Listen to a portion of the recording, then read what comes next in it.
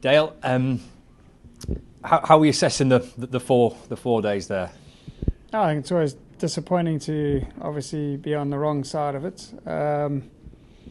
Couple of things coming into the job that we're trying to get right is obviously trying to get results here. Everyone mentioned that we can't get results and that they've tried everything. Well, we've tried a few things on the first 2 home games, and we've actually really managed to get the pitch to spin on in the first game in quite rainy conditions. And then I think probably one of the best pitches I've seen just cricket-wise, this one where the ball carried and brought the seamers into the game, but it also, as we saw at the end, there was some real life for the spin. So even though we're on the wrong side of it, it does show you that we can actually get pitches to get results. So that was a good thing. Cricket-wise, I think any innings where you get bowled out or you're 40 for 8 and you get bowled out for 80, you're always going to be struggling. And that was disappointing. I think it wasn't just good bowling. There were some pretty poor decisions made there from our batters.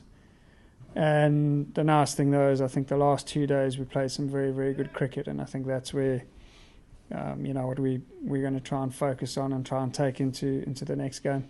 So the fight back is what you've got to look at, really, because you did fight back with the bat, didn't you, in the second innings, and then obviously you tried to put them under pressure to try and win the match. Yeah, I think we bowled far better than 3 wickets. We got not one decision from the umpires, quite a few appeals, and I think they were under real pressure. We never really had enough runs on the board, but it's great to see a team go out there and still believe they can win, defending 160. And I really think had we got 1 or 2 wickets there, it could have been a very interesting finish. But as I said, that first innings, I think you had to bat just proper Test cricket. We have to play the ball on its merit, really, and work really hard to make the bowlers get you out. And we just had too many dismissals where we were just pretty much giving our wickets to them. And so that's the learning. Fantastic to see 2 young guys get really stuck in under pressure on a tough wicket. Probably the best batting day, though, I would say. So that for me is, it's a great step forward for the club to see 2 quite exciting batsmen almost leading the team there. Just on the first thing, was it even more worrying for you or frustrating for you because it was on the back of what happened at Essex? Yeah, I think you're wanting to bounce back, and I would say bowling-wise we were happy. I thought we bowled well. Again, there you probably had a chance at 70 for 4 to maybe bowl them out for under 200. But we played the 2 spinners as well, hoping that batting on day 2 and 3 would be almost your best time to bat. The weather was also really nice to bowl. I mean, that second day and the first day, both teams had to bat under lights, basically. So it was nice bowling weather, and I think that their attack just had a little bit more behind the ball, and they made it tough for us. But again, I think the learning is we gave, at crucial moments, we sort of just kept them back in the game with some poor decisions. Your captain spoke to me the other night about wanting to see the players come out and show that fight, and in particular the younger players and how much they do need support. George Bell, Matty Hurst and George Bobbleson in particular, they were excellent for you, weren't they, second time around? Yeah, as I said, they really gave us the chance to actually feel like we had a small chance of winning a game, and you want to get into winning positions. That wasn't a great chance of winning the game, but we felt that there was a chance, and those young guys gave us that chance.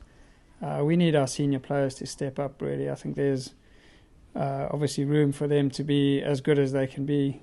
We aren't quite there yet with bat and ball, and I think that is exciting for me, because if we can just play as well as we can, and with our youngsters getting a bit of confidence, I think the team will get stronger and stronger as the season goes on. Just to bounce on to the next game then, it's Trent Bridge, isn't it? They come around quickly, don't they, I suppose? But is it nice to have a game pretty quickly on the back of a defeat? Yeah, you got no choice. So fair enough, yeah. We know there's 4 games now, and I would say the nice thing is the last 2 days we feel a lot better about the way we played. I think we've rolled over and had another 3 days like Essex. I think that would be really tough. I think we really showed some some fight there, and there were some real positives going into the back end of the game. So I think that takes us into Trent Bridge quite nicely. We also will have Saki Mahmood back. It gives us a bit of firepower and quality. So there's some good things going into Trent Bridge. As I said, we have got really quality players that haven't hit their straps yet, and I'm sure they will. And when they do, then I think the team will be at its best. I was going to ask you about how you're looking squad-wise. You basically had the same squad for the first 4 games, haven't you? So you welcome Saki back, and anybody else likely to be around? Well, how's kind of Mitchell Stanley, that type of thing? Is he okay? No, Mitch is not going to be available for red ball cricket. We've obviously got Woody at the IPL that may be coming back. That isn't in the World Cup squad. And so there's a likelihood he may be available for the Warwickshire game.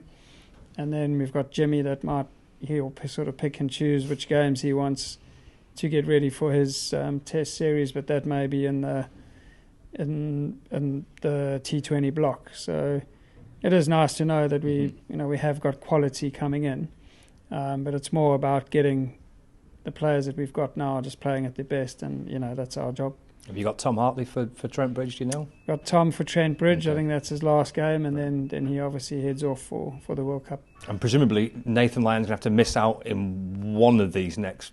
Well, he's got one game to miss out, hasn't he? We'll see what the wicket's like, and then obviously make it. So we sort of do that every game. Home games is a bit easier because we know what we're producing. So we'll go down to Trent Bridge and see what is there. If it doesn't look like it's going to be a real spinning wicket, which I don't think it will be, then he'll miss out. But we do that on every away game, just go and see what the wicket looks like. Cheers, Dale. Thank you. All right.